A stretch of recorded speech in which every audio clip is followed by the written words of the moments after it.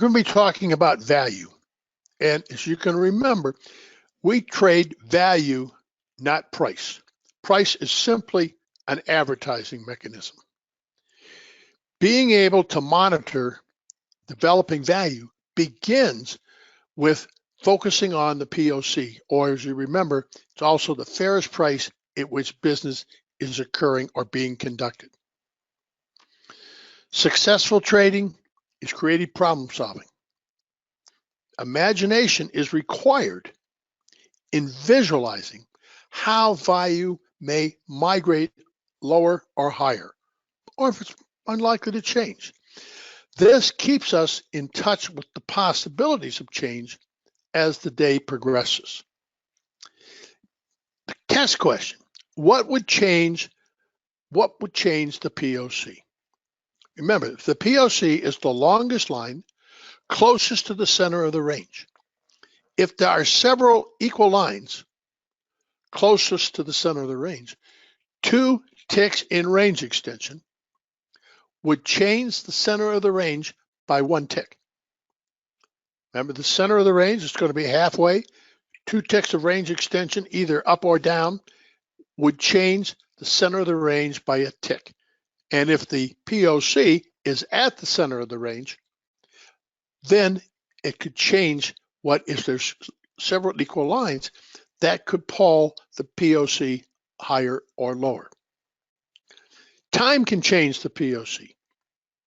If over time, one line becomes longer and longer, the POC will change. If the original POC becomes wider and wider, the odds of change diminish considerably. As you get experience, you will be able to see the potential for the change in the POC and the potential for the change in value. That is where the imagination comes in. You don't want to just focus on what's happening right now. You want to be able to project what could happen as prices move up or down, as the POC moves up or down. Sometimes we get a day that we call a double distribution.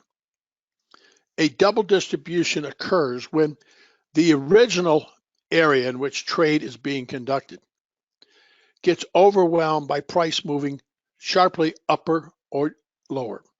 And at this point in time, if there are single prints left between the new distribution and the lower distribution, we now have what is called a double distribution. In a double distribution, we look at the POC that develops in the new distribution rather than the first. Now, sometimes you'll have a double distribution, and as the day goes on, price will come back and close that distribution. If it closes, and you get one single distribution again, then you focus on the POC for the combined distribution. Another key point is on trend days, there is no POC. And this misleads a lot of people because they get focused on the POC and then they get a trend day and they start following and looking for the POC. It is not relevant on a trend day. Sometimes a trend day will go from very calm in the morning to all of a sudden begin to trend. When it goes from the very calm area or the balance area and it begins to trend, then you want to give up looking at the POC. Sometimes just the opposite happens. The market will start out as a trend day and it will move, very quickly, either up or down. If the market then finds balance and you start seeing the market rotate back and forth, then you go back to focusing on the POC.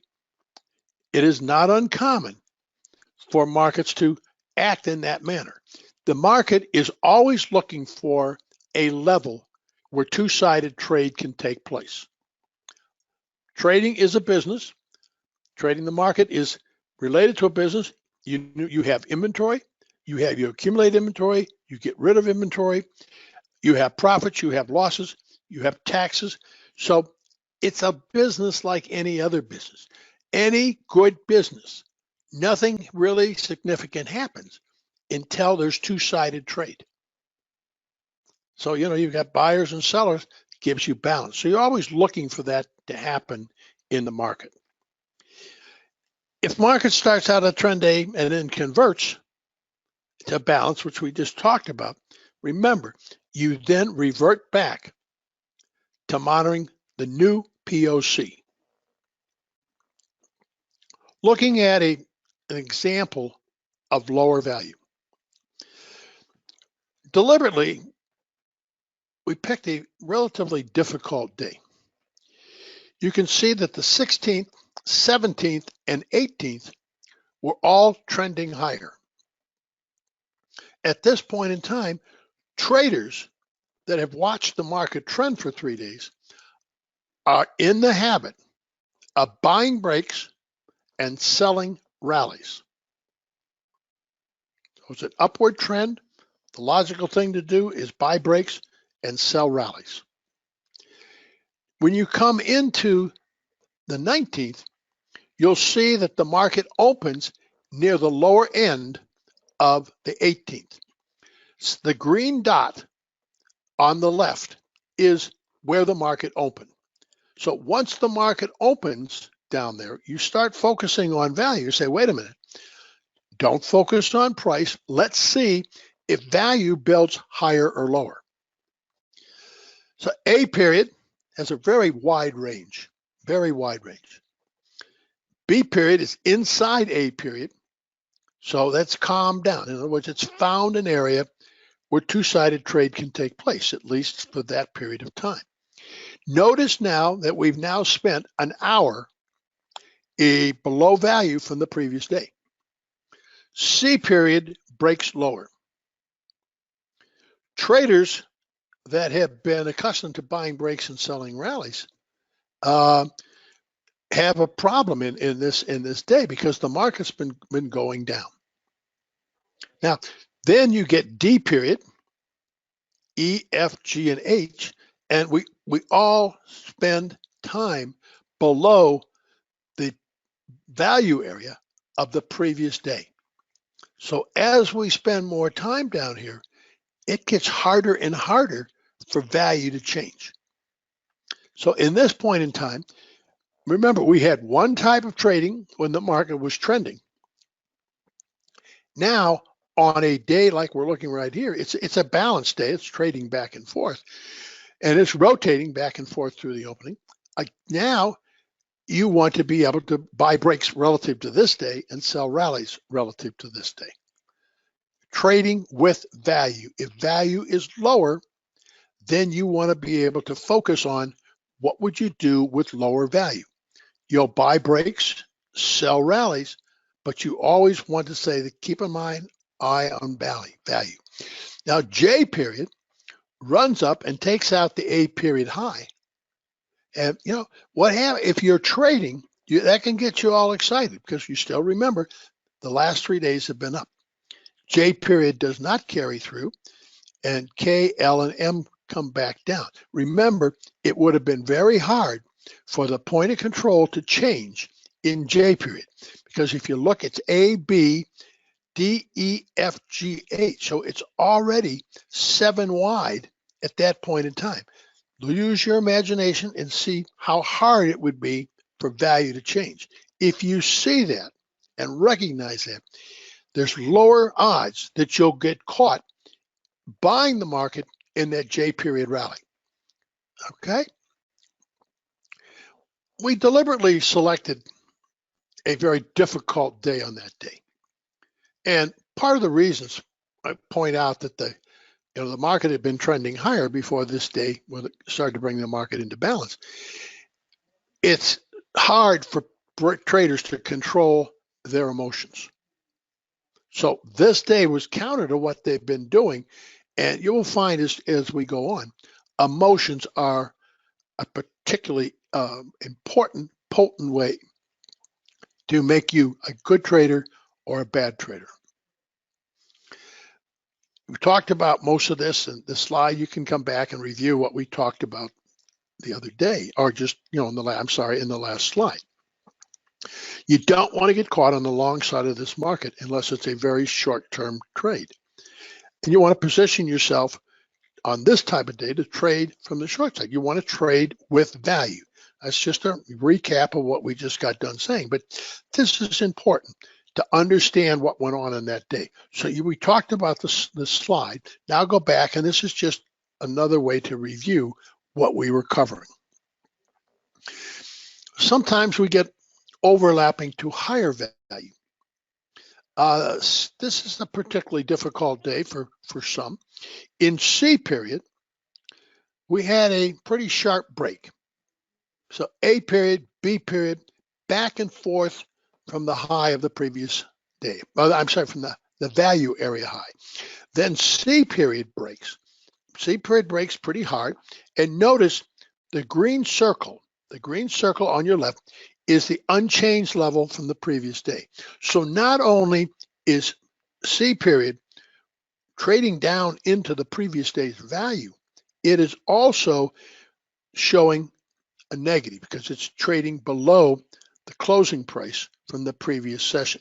Easy to get caught in there, but if you're focusing on value, you ask yourself, what would it take to change value today? What would it take to get overlapping or lower value? It would take time spending a considerable amount in and below the value area for the previous day. That's getting high as you go A, B, C, D, E, F. You're 2.5 hours into the day, and it's very unlikely that you're going to spend enough time in the value area from the previous day to get lower value. So what happens with that information? If you have that information, and again, using your imagination, you don't get caught on the short side of that market. Then the market after C period makes an excess low. Excess meaning you have single prints. So from the excess low, the market one time frame higher for several periods. One time framing means that D period did not take out the C period low, E period did not take out the D period low, etc. So the market one time frame higher.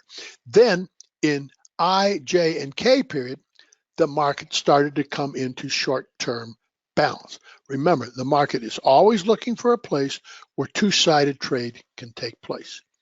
We came out of that two-sided balance area in M period, L and M period, and broke lower. But notice when we got all done, value was still overlapping to higher. So you didn't want to spend a lot of time on the short side of this market. You wanted to be on the long side.